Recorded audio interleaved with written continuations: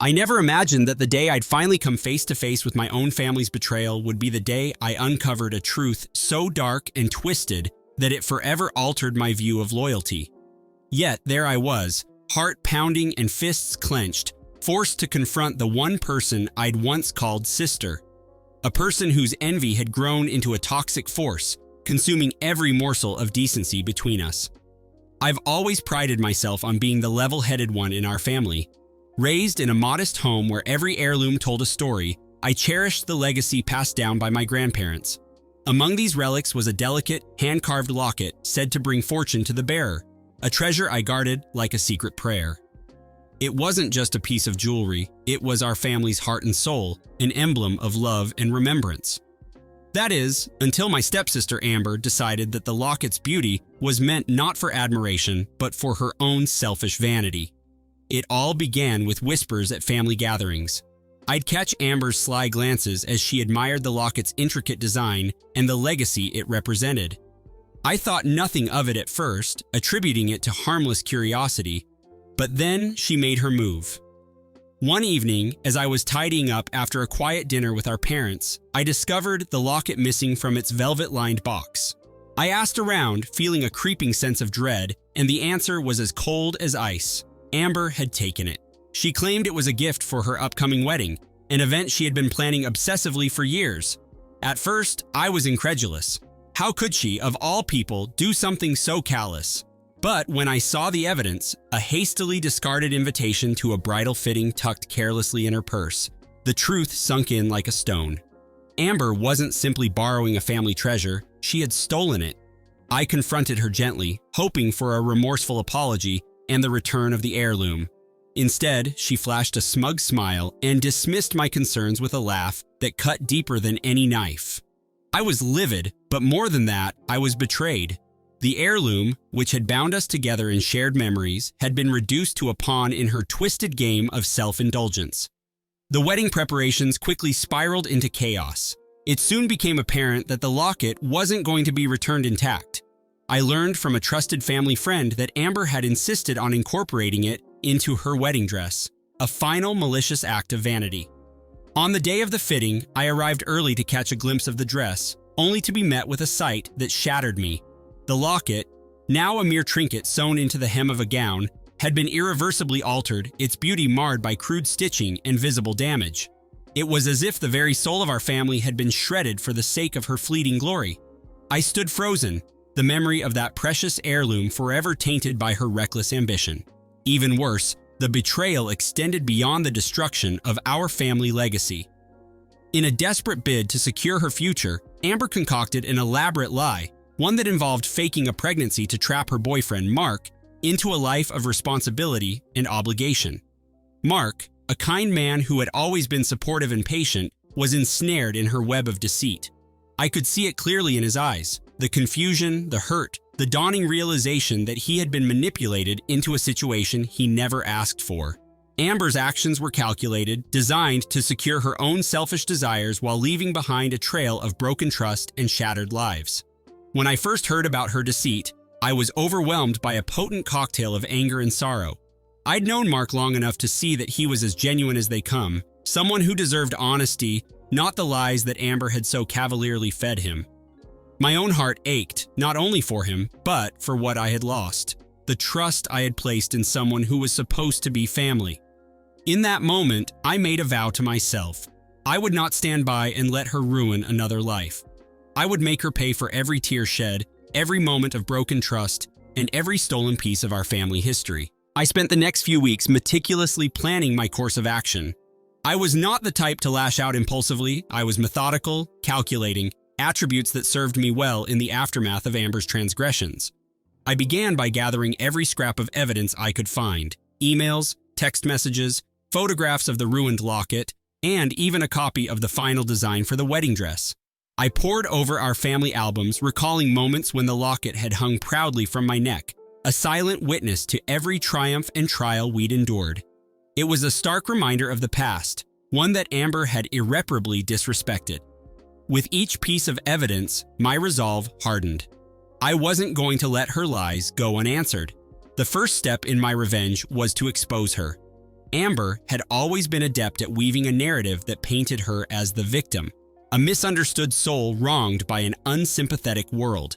I knew that to counter her carefully crafted facade, I had to show the truth in stark detail.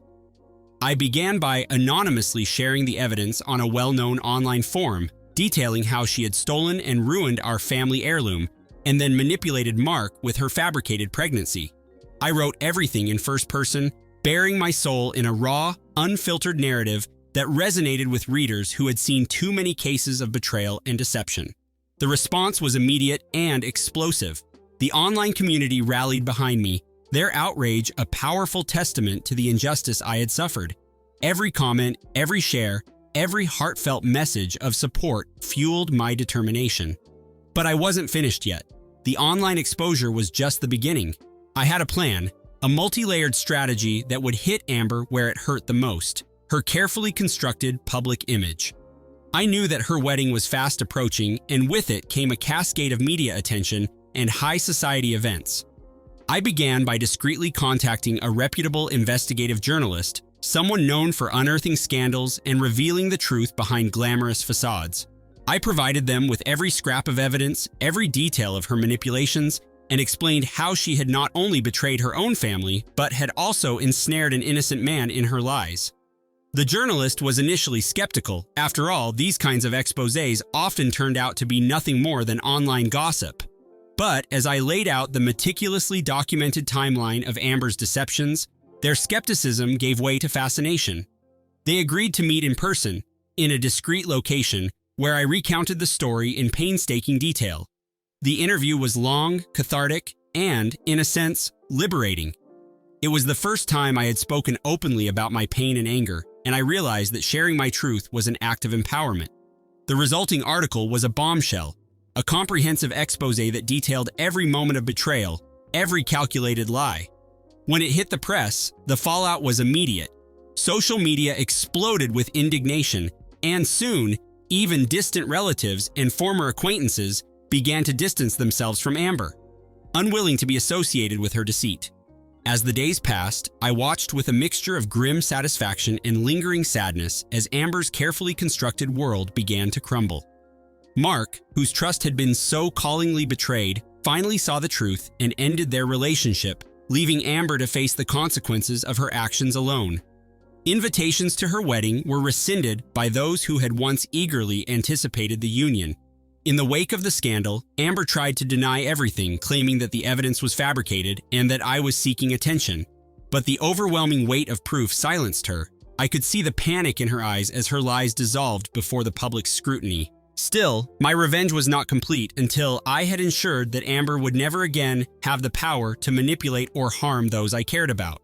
I devised one final, carefully orchestrated act, a public confrontation that would force her to face the ruin of her reputation head-on. I arranged to meet her at the venue where she had planned a last-ditch celebration, a private reception for those who had remained loyal to her despite everything. When I arrived, I was met with whispers and nervous glances. The tension in the room was palpable. I took the stage and, in a calm but unyielding voice, recounted the entire saga, leaving no detail untouched. I recited the timeline of her betrayals, the destruction of our family heirloom, and the elaborate ruse of her fake pregnancy. I revealed the evidence to everyone in attendance, and for a moment the room fell silent, as if time itself had stuttered in disbelief. In that moment, as I looked directly into her eyes, I saw the true terror of a person who knows that their carefully constructed life is built on lies. There was no room for forgiveness, only the cold, harsh taste of retribution. I told her that I had once believed in the sanctity of family bonds, but that trust had been shattered by her greed and envy. I made it clear that I would never forgive her for what she had done, and that I would ensure that every consequence of her actions would come back to haunt her. The look on her face, a mixture of fear, regret, and bitter resignation, was the final confirmation that my revenge was complete. I had reclaimed my dignity, restored the honor of our family, and ensured that the lesson of betrayal would be etched into her very soul. In the aftermath of that fateful night, I found solace in the support of those who truly mattered. Friends and family rallied around me, their faith in honesty and integrity reaffirming my belief that even in the darkest moments, truth would prevail. The locket, though irreparably damaged, had served as the catalyst for this reckoning. It was a symbol of everything we once held dear, a reminder that while one person's betrayal can shatter a legacy, it can also ignite the flames of justice in those brave enough to stand against it. Now, as I reflect on the events that unfolded, I feel no remorse for the path I took. Amber's lies were not merely offenses against me, they were assaults on the very foundation of trust and love that bind a family together. I have learned that true strength lies not in the ability to forgive, but in the courage to confront deceit and to fight for what is right, regardless of the personal cost. My journey has been one of pain and loss, but also of empowerment and redemption. In exposing her treachery, I reclaimed my voice, and in doing so, ensured that justice was served. For anyone reading this who has ever been betrayed by someone they once trusted, know that revenge is not about becoming the very monster you despised. It's about reclaiming your power and refusing to be defined by someone else's treachery. I hold no illusions about the scars that remain, but I also know that each scar tells a story of resilience and unyielding strength. Amber's fall from grace was not just a moment of personal triumph. It was a victory for every soul that has ever been wronged. I will never forget the pain she caused, but I also refuse to let that pain define me. I have moved forward with my head held high, knowing that I fought for truth in a world too often shrouded by lies. Looking back, I see that the greatest revenge was not the public humiliation, nor the unraveling of a false reputation. It was the reclamation of my own identity. I refused to let her actions dictate my future, and in doing so, I found the courage to embrace who I truly am. This is not a story of dramatic romance or fleeting passion. It is the account of a battle fought with every ounce of determination, a struggle for honor that left no room for forgiveness. I stand as a testament to the fact that when betrayal cuts deep, true retribution is born not from anger alone, but from the unwavering commitment to restore justice at any cost. Now, as I close this chapter of my life, I do so with a clear understanding. Some wounds never fully heal, but they can forge a spirit stronger than ever before. I will always carry the memory of what was lost, yet I will also forever cherish the strength that came from confronting it. Amber's legacy, tarnished by her own deceit, will fade into obscurity, while my own journey, a journey of survival, revenge, and ultimately rebirth, will continue to shine as a beacon of truth in a world where betrayal lurks in every shadow. I share this story not to revel in vengeance, but to remind anyone who has been wronged that justice is attainable. Every step of my plan was executed with precision and clarity, leaving no room for remorse or second chances for those who would dare betray trust. I have no intention of forgiving Amber. Her actions have sealed her fate, and my resolve remains unshaken. The truth, once exposed, has a way of reclaiming what was lost, and in that reclamation, I have found a liberation that transcends the pain of the past. I will forever carry the scars of this betrayal, but each scar is a symbol of the war I fought and the victory I achieved.